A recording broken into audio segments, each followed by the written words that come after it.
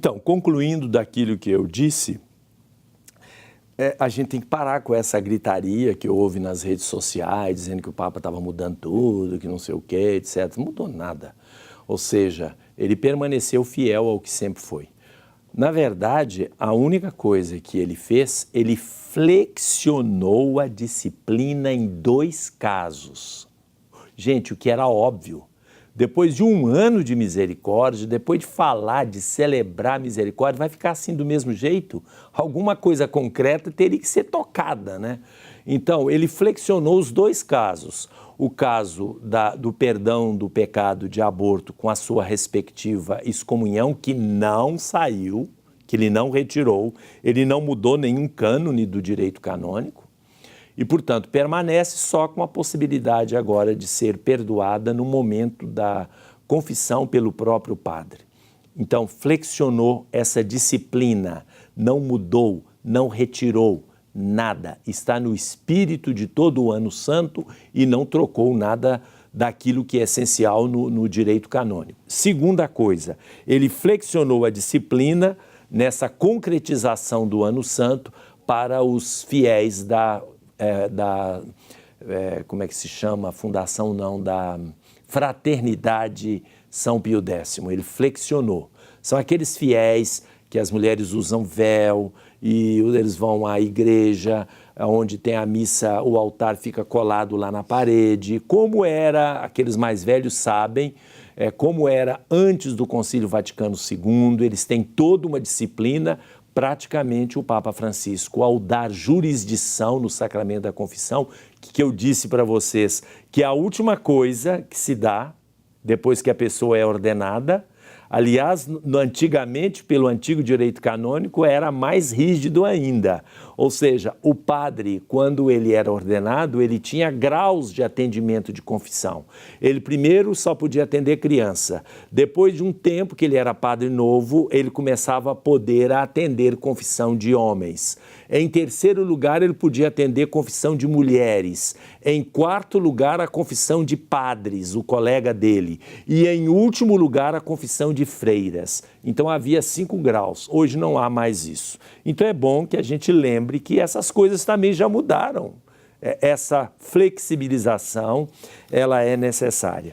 Agora, o Papa fala também do sacramento da penitência e da confissão, principalmente nos momentos difíceis da vida da pessoa e que deve ter sempre alguém para acolher e para receber. Isso é importante para nós padres, para mim, né? A gente tem que colocar a mão na consciência e ver quantas vezes pode ter acontecido de um pecador não ter tido a possibilidade naquele momento de se reconciliar, porque eu tinha outras ocupações. Isso pode acontecer. Mas, naturalmente, espero que haja sempre uma oportunidade. Eu queria contar 2 casos. O primeiro caso do sacramento da confissão, meu pessoal, há muitos anos atrás. Na década de 86, me parece, eu fui atender uma confissão num hospital e a pessoa estava morrendo de uma doença, sempre uma doença muito discriminada, um senhor, um rapaz jovem, mas não tão jovem, 40 e tantos anos. A família estava lá e ele não tinha consciência de nada. Parecia, não tinha consciência. E eu comecei a falar para dar unção, eu comecei a falar algumas coisas e os parentes falaram, não adianta, padre, falar, é só porque eles acham que é só colocar o óleo, é como se fosse uma magia. Eu não concordo com isso, CTI, onde for, eu vou no ouvido da pessoa e digo as palavras, faço as orações, dou a absolvição e assim por diante. Eu fiz tudo isso com esse senhor. Chegou no final, eu falei, agora eu vou rezar com você a Ave Maria. Rezei a Ave Maria, como vocês sabem, Santa Maria, Mãe de Deus, rogai por nós pecadores, agora e na hora da nossa morte, neste momento. Aquele sujeito que parecia já quase ter morrido, abriu o olho e, numa atitude de um esforço para se mostrar presente, disse amém. Foi o amém mais fundamental da minha vida. E aí, quando ele disse amém, todo mundo ficou com a voz sussurrando, é claro. Todo mundo que estava no quarto ficou assim quase imobilizada. Eu saí guardei minhas coisas, já ia saindo, quando eu estava no corredor, foram correndo atrás de mim e disseram, ele está morrendo. Ele morreu com um amém. Era uma pessoa, segundo ouvi as informações, ele nem, segundo os próprios parentes ali, ele não era de igreja e talvez nem merecesse, segundo eles, o perdão de Deus, mas quem sabe, né? A outra história desse programa. Eu estava fazendo a minha caminhada lá no meu bairro, encontrei com a senhora e ela disse para mim, Padre Cândido, conheço o senhor pela televisão.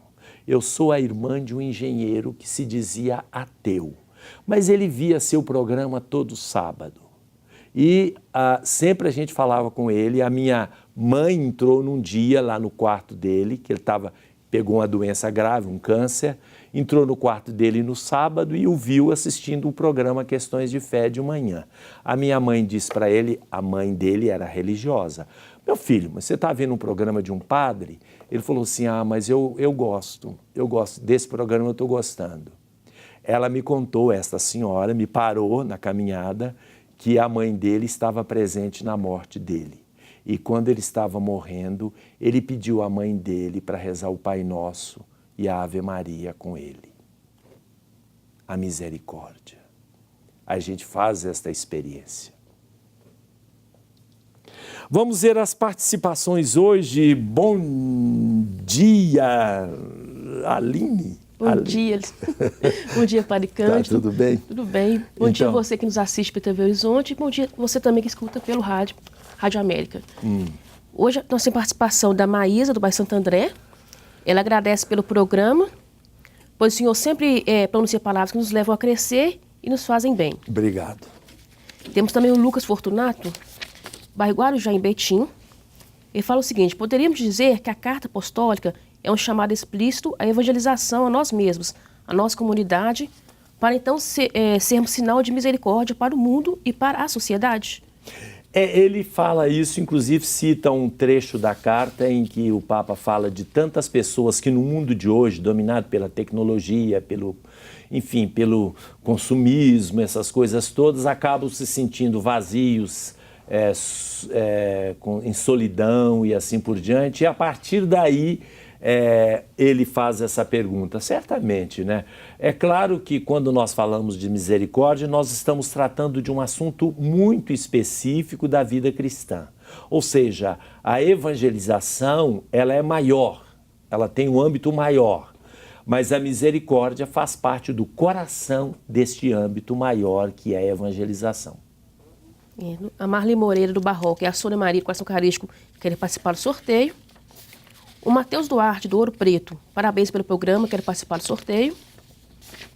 Pedro Luiz, Padre Cândido, bom dia, estamos assistindo o programa que está ótimo. Parabéns pela ótima homilia de domingo passado. Eu e mamãe te mandamos um fraternal e forte abraço. Obrigado, Pedro, e a sua mãe querida. E a Maria Eterna também diz abraço a todos, quero participar do sorteio. A Vani de Oliveira Silva, do bairro Riacho, em Contagem, ela agradece aos bispos que ela recebeu essa semana. Ela fez uma cirurgia, né? Não está podendo se comover. E o nosso motoboy levou até a casa dela os brindes. Então ela ligou agradecendo, porque recebeu lá direitinho. E a Lúcia da Costa Val, do bairro Anchieta, parabeniza pelo programa, que está muito bom. Parabeniza também toda a equipe. Ok. E o Rodrigo Gomes, pelo Facebook.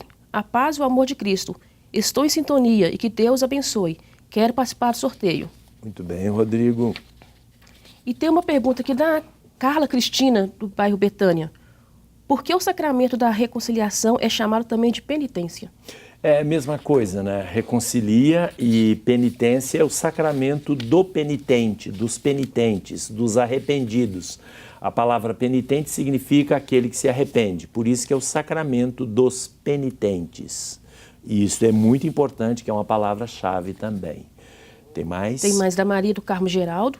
Bom dia, o que vocês pensam sobre Deus não fazer discriminação de ninguém e as pessoas fazerem? Acompanhando aqui de Ponte Nova, TV Horizonte, em sintonia com a TV Educar. Abraços. É que as pessoas têm que imitar um pouco mais e seguir a vontade de Deus, que é não fazer discriminação de pessoas. A Escritura fala isso muitas vezes, não fazer discriminação de pessoas. Ou seja, não pré-julgar, julgar pela cor da pele, julgar pela classe social, julgar pela... Enfim, por qualquer coisa, um pré-julgamento é sempre anti-humano e antibíblico. Temos também o Tom Viano, do bairro Tirol. Ele é da paróquia Jesus Cristo Libertador.